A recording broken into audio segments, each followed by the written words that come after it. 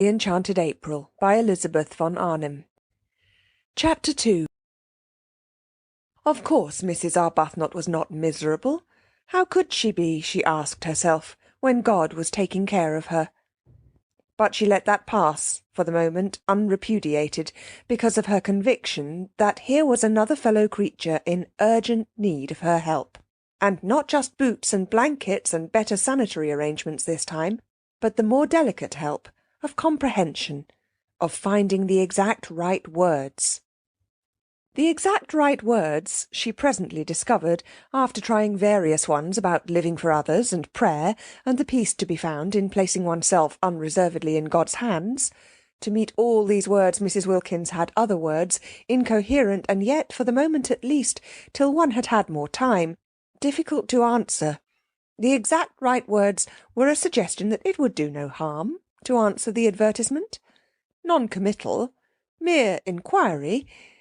And what disturbed Mrs. Arbuthnot about this suggestion was that she did not make it solely to comfort Mrs. Wilkins. She made it because of her own strange longing for the mediaeval castle. This was very disturbing. There she was, accustomed to direct, to lead, to advise, to support, except Frederick. She long since had learned to leave Frederick to God, being led herself, being influenced and thrown off her feet by just an advertisement, by just an incoherent stranger. It was indeed disturbing. She failed to understand her sudden longing for what was, after all, self-indulgence, when for years no such desire had entered her heart. "There's no harm in asking," she said in a low voice, as if the vicar and the savings bank and all her waiting and dependent poor were listening and condemning. "It isn't as if it committed us to anything," said Mrs. Wilkins, also in a low voice, but her voice shook. They got up simultaneously. Mrs. Arbuthnot had a sensation of surprise that Mrs. Wilkins should be so tall, and went to a writing-table, and Mrs. Arbuthnot wrote to Z Box 1000, The Times, for particulars. She asked for all particulars, but the only one they really wanted to see was the one about the rent. They both felt that it was Mrs. Arbuthnot who ought to write the letter and do the business part. Not only was she used to organising and being practical, but she also was older, and certainly calmer, and she herself had no doubt too that she was wiser. Neither had Mrs. Wilkins any doubt of this. The very way Mrs. Arbuthnot parted her hair suggested a great calm that could only proceed from wisdom. But if she was wiser, older, and calmer, Mrs. Arbuthnot's new friend nevertheless seemed to her to be the one who impelled. Incoherent, she yet impelled. She appeared to have, apart from her need of help, an upsetting kind of character. She had a curious infectiousness. She led one on. And the way her unsteady mind leapt at conclusions, wrong ones, of course, witness the one that she, Mrs. Arbuthnot, was miserable, the way she leapt at conclusions was disconcerting. Whatever she was, however, and whatever her unsteadiness, Mrs. Arbuthnot found herself sharing her excitement and her longing, and when the letter had been posted in the letter-box in the hall, and actually was beyond getting back again, both she and Mrs. Wilkins felt the same sense of guilt. "It only shows," said Mrs. Wilkins in a whisper, as they turned away from the letter-box, "how immaculately good we've been all our lives. The very first time we do anything our husbands don't know about, we feel guilty." "I'm afraid I can't say I've been immaculately good," gently protested Mrs. Arbuthnot, a little uncomfortable at this fresh example of successful leaping at conclusions, for she had not said a word about her feeling of guilt. "Oh, but I'm sure you have. I see you being good, and that's why you're not happy." She shouldn't say things like that, thought Mrs. Arbuthnot. I must try and help her not to. Aloud she said gravely, "I don't know why you insist that I'm not happy. When you know me better, I think you'll find that I am. And I'm sure you don't mean really that goodness, if one could attain it, makes one unhappy." "Yes, I do," said Mrs. Wilkins. "Our sort of goodness does. We have attained it, and we are unhappy. There are miserable sorts of goodness, and happy sorts. The sort we'll have at the medieval castle, for instance, is the happy sort." "That is, supposing we go there," said Mrs. Arbuthnot, restrainingly. She felt that Mrs. Wilkins needed holding on to. "After all, we've only written just to ask. Anybody may do that. I think it quite likely we shall find the conditions impossible, and even if they were not, probably by tomorrow we shall not want to go." "I see us there," was Mrs. Wilkins's answer to that. All this was very unbalancing. Mrs. Arbuthnot, as she presently splashed through the dripping streets on her way to a meeting she was to speak at, was in an unusually disturbed condition of mind. She had, she hoped, shown herself very calm to Mrs. Wilkins, very practical and sober, concealing her own excitement. But she was really extraordinarily moved, and she felt happy, and she felt guilty, and she felt afraid, and she had all the feelings, though this she did not know, of a woman who was come away from a secret meeting with her lover. That indeed was what she looked like when she arrived late on her platform. She, the open-browed, looked almost furtive as her eyes fell on the staring wooden faces, waiting to hear her try and persuade them to contribute to the alleviation of the urgent needs of the Hampstead poor, each one convinced that they needed contributions themselves. She looked as though she were hiding something discreditable but delightful. Certainly her customary clear expression of candour was not there, and its place was taken by a kind of suppressed and frightened pleasedness, which would have led a more worldly-minded audience to the instant conviction of recent and probably impassioned love-making. Beauty, beauty, beauty. The words kept ringing in her ears as she stood on the platform talking of sad things to the sparsely attended meeting. She had never been to Italy. Was that really what her nest-egg was to be spent on after all? Though she couldn't approve of the way Mrs. Wilkins was introducing the idea of predestination into her immediate future, just as if she had no choice, just as if to struggle or even to reflect were useless, it yet influenced her. Mrs. Wilkins's eyes had been the eyes of a seer. Some people were like that, Mrs. Arbuthnot knew, and if Mrs. Wilkins had actually seen her at the medieval castle, it did seem probable that struggling would be a waste of time. Still, to spend her nest-egg on self-indulgence! The origin of this egg had been corrupt, but she had at least supposed its end was to be creditable.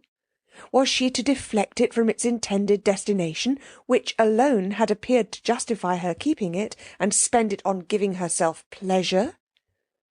Mrs. Arbuthnot spoke on, so much practised in the kind of speech that she could have said it all in her sleep. And at the end of the meeting, her eyes dazzled by her secret visions, she hardly noticed that nobody was moved in any way whatever, least of all in the way of contributions. But the vicar noticed. The vicar was disappointed. Usually his good friend and supporter Mrs. Arbuthnot succeeded better than this. And what was even more unusual, she appeared, he observed, not even to mind. "I can't imagine," he said to her as they parted, speaking irritably, for he was irritated both by the audience and by her, "what these people are coming to. Nothing seems to move them." "Perhaps they need a holiday," suggested Mrs. Arbuthnot. An unsatisfactory, a queer reply, the vicar thought. "In February?" he called after her sarcastically. "Oh, no, not till April," said Mrs. Arbuthnot over her shoulder. "Very odd," thought the vicar, "very odd indeed." And he went home, and was not perhaps quite Christian to his wife.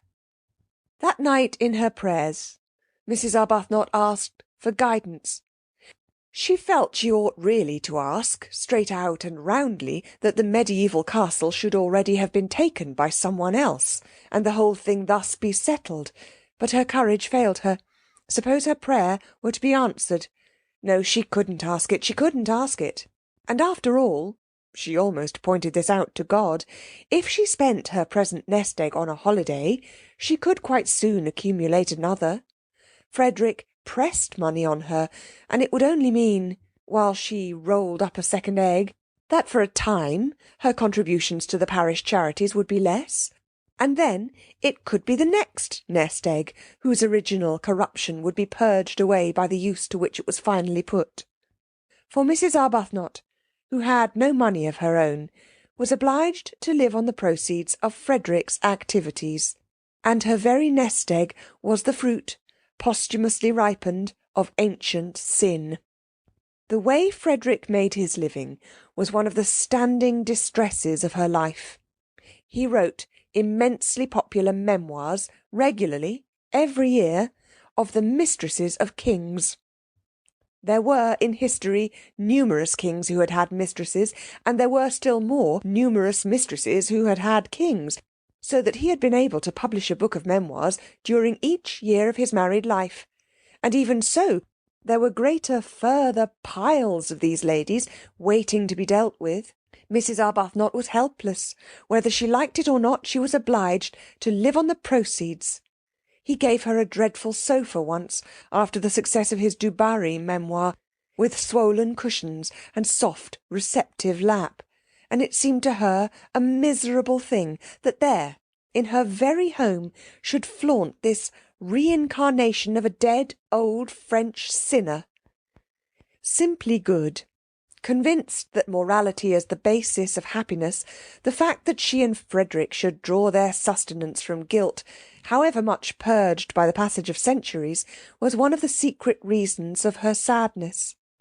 The more the memoired lady had forgotten herself, the more his book about her was read, and the more free-handed he was to his wife, and all that he gave her was spent, after adding slightly to her nest egg, for she did hope and believe that some day people would cease to want to read of wickedness, and then Frederick would need supporting, on helping the poor. The parish flourished because, to take a handful at random of the ill behaviour of the ladies du Barry, Montespan, Pompadour, Nignon de l'Enclos, and even of learned Maintenon. The poor were the filter through which the money was passed, to come out, Mrs. Arbuthnot hoped, purified. She could do no more. She had tried in days gone by to think the situation out, to discover the exact right course for her to take, but had found it, as she had found Frederick, too difficult, and had left it, as she had left Frederick, to God. Nothing of this money was spent on her house or dress. Those remained, except for the great soft sofa, austere. It was the poor who profited. Their very boots were stout with sins. But how difficult it had been! Mrs. Arbuthnot, groping for guidance, prayed about it to exhaustion. Ought she perhaps to refuse to touch the money, to avoid it, as she would have avoided the sins which were its source? But then what about the parish's boots? She asked the vicar what he thought, and through much delicate language, evasive and cautious, it did finally appear that he was for the boots. At least she had persuaded Frederick, when first he began his terrible, successful career. He only began it after their marriage. When she married him, he had been a blameless official attached to the library of the British Museum, to publish the memoirs under another name, so that she was not publicly branded. Hampstead read the books with glee, and had no idea that their writer lived in its midst. Frederick was almost unknown, even by sight, in Hampstead. He never went to any of its gatherings. Whatever it was he did in the way of recreation was done in London, but he never spoke of what he did, or whom he saw. He might have been perfectly friendless, for any mention he ever made of friends to his wife. Only the vicar knew where the money for the parish came from, and he regarded it, he told Mrs. Arbuthnot, as a matter of honour not to mention it. And at least her little house was not haunted by the loose-lived ladies, for Frederick did his work away from home. He had 2 rooms near the British Museum, which were the scene of his exhumations, and there he went every morning, and he came back long after his wife was asleep. Sometimes he did not come back at all. Sometimes she did not see him for several days together. Then he would suddenly appear at breakfast, having let himself in with his latchkey the night before, very jovial and good-natured and free-handed, and glad if she would allow him to give her something. A well-fed man, contented with the world, a jolly, full-blooded, satisfied man. And she was always gentle, and anxious that his coffee should be as he liked it. He seemed very happy. Life, she often thought, however much one tabulated, was yet a mystery. There were always some people it was impossible to place. Frederick was one of them. He didn't seem to bear the remotest resemblance to the original Frederick. He didn't seem to have the least need of any of the things he used to say were so important and beautiful. Love, home, complete communion of thoughts, complete immersion in each other's interests. After those early, painful attempts to hold him up to the point from which they had hand in hand so splendidly started, attempts in which she herself had got terribly hurt, and the Frederick she supposed she had married was mangled out of recognition, she hung him up, finally, by her bedside as the chief subject of her prayers, and left him, except for those, entirely to God. She had loved Frederick too deeply to be able now to do anything but pray for him. He had no idea that he never went out of the house without her blessing going with him too, hovering, like a little echo of finished love, round that once dear head. She didn't dare think of him as he used to be, as he had seemed to her to be in those marvellous first days of their love-making, of their marriage. Her child had died.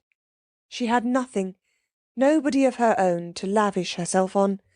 The poor became her children, and God the object of her love.